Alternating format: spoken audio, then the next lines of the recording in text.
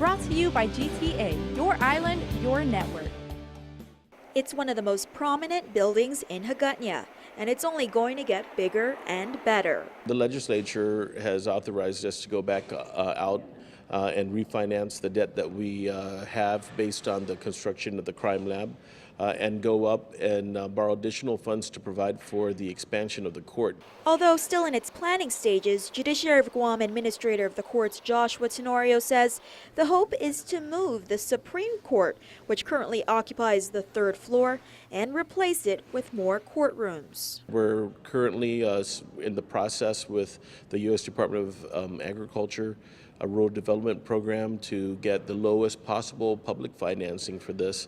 In our plans, we're looking at expanding the Superior Court by moving the Supreme Court out of this Guam Judicial Center building. And the plan would be that the Supreme Court would move to the historic courthouse. That building next door, the historic courthouse, is known today as the Office of the Public Guardian and the Probation Office. Rewind nearly 50 years and the building once housed the trial and U.S. District Courts. The historic courthouse is turning 50 years old on 2018. There's quite a number of projects taking a look at the infrastructure, modernizing the building, doing some needed repairs that have gone unattended.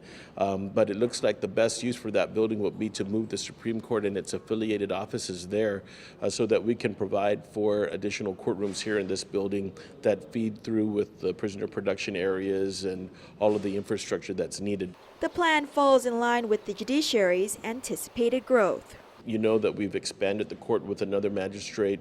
The governor or the Chief Justice has certified the need for an 8th judge. We're waiting for the governor to submit his nominations for the 7th judge vacancy and the 8th judge. So those are all things in terms of planning for how the judiciary is going to, the Superior Court at least, is going to operate into the future, and the Supreme Court at a new location. For more information on the Judiciary and their services, visit their website at guamcourts.org.